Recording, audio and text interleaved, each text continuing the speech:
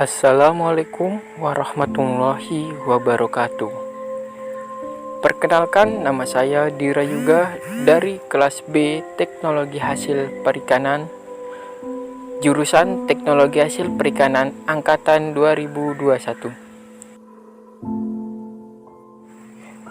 Di sini saya akan mencoba untuk praktikum bagaimana cara pengukuran plankton dan peripiton.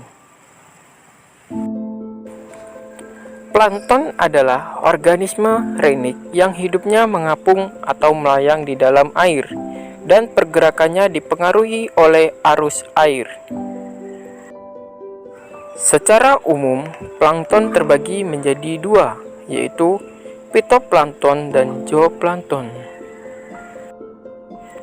Menurut Dahuri 1997, teknik pengambilan sampel air dapat dilakukan dengan cara yaitu 1. Penyaringan, 2. Pengendapan air, dan yang ketiga centrifuge. Berikut adalah alat dan bahan yang kita gunakan adalah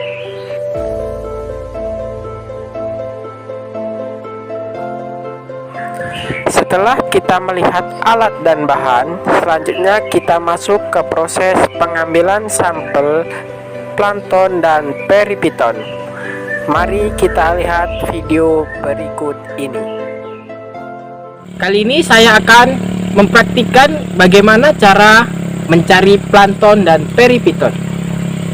Untuk alat yang pertama kita mencari plankton, yang pertama kita menggunakan plankton net.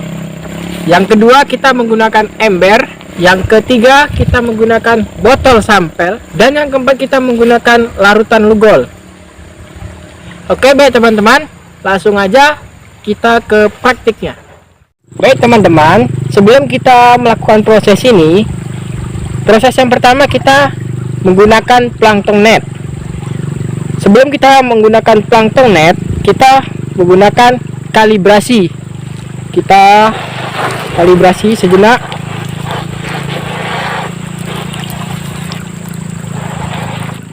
Baik teman-teman, setelah kita melakukan proses kalibrasi, selanjutnya kita masuk ke proses penyaringan menggunakan ember dengan ukuran 25 liter.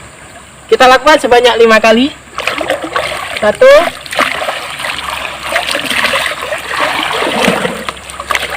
2, 3, 4, 5. Baik teman-teman, setelah kita saring, selanjutnya kita masuk ke proses selanjutnya. Setelah kita melakukan proses penyaringan, selanjutnya kita pisahkan plankton net dan botolnya, lalu kita masukkan ke sampel plankton. Kita masukkan perlahan demi perlahan sampai penuh. Baik, ketika sudah penuh, selanjutnya kita masukkan lugol. Lugol ini kita gunakan sebanyak kurang lebih 3-4 tetes. Seperti ini kita gunakan. Setelah kita masukkan larutan lugol sebanyak 4 tetes, selanjutnya kita tutup botol sampel ini dan kita masuk ke proses pencarian peripiton. Oke, ikuti langsung. Baik teman-teman, selanjutnya kita masuk ke proses pencarian peripiton. Pertama-tama kita cari batu untuk kita menggunakan pengeringan.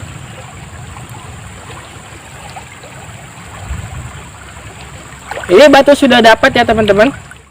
Selanjutnya setelah kita temukan batu ini, selanjutnya kita ukur panjang dan lebarnya seperti ini.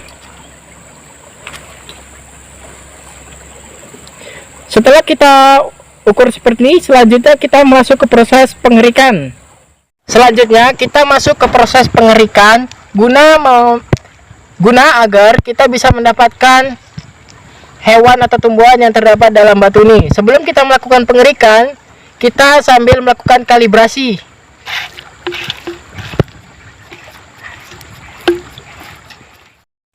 Setelah kita mendapatkan peripiton di dalam botol sampel ini, selanjutnya kita masukkan lugol sebanyak 3-4 tetes. Selanjutnya kita tutup. Baik teman-teman, seperti yang teman-teman lihat tadi, begitulah kita cara mencari plankton dan peripiton. Selanjutnya kita akan menentukan apakah bakteri yang ada di dalam situ. Selanjutnya kita akan masuk ke laboratorium. Lanjut.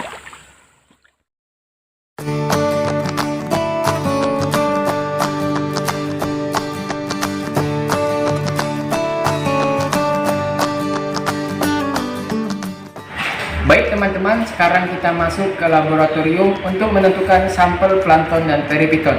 Berikut adalah alat dan bahan. Yang pertama kita menggunakan mikroskop binokuler. Yang kedua kita memakai objek glass. Tiga, cover glass seperti ini. Yang keempat, tisu. Yang kelima, pipet tetes. Dan yang keenam, sampel plankton dan peripiton. Dan yang terakhir kita menggunakan botol semprot yang berisi Aquades.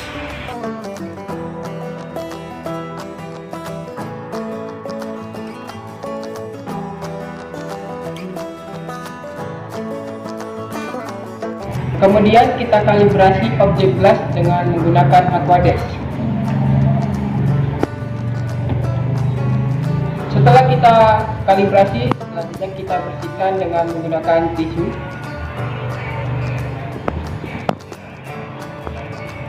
Setelah itu, sampel plankton dan peripiton kita masukkan ke dalam pipet tetes. Lalu diteteskan pada objek glass sebanyak 1 tetes. Lalu kita tutup objek glass dengan cover glass dengan kemiringan 40 derajat dan diamati di bawah mikroskop binokuler.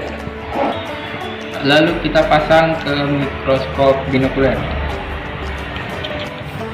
Selanjutnya kita atur perbesaran media.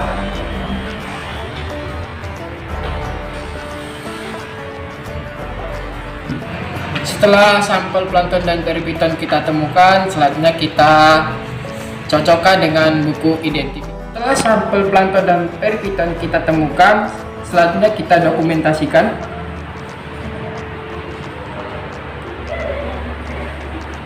Inilah hasil yang sudah kita amati. Selanjutnya kita sesuaikan sampel yang sudah kita amati di buku identifikasi. Dan ternyata gambar sesuai dengan gambar yang nomor 1, dan itu sesuai dengan bakteri Cosmarium. Setelah sampel plankton dan peripiton kita identifikasi, selanjutnya kita masuk ke proses perhitungan.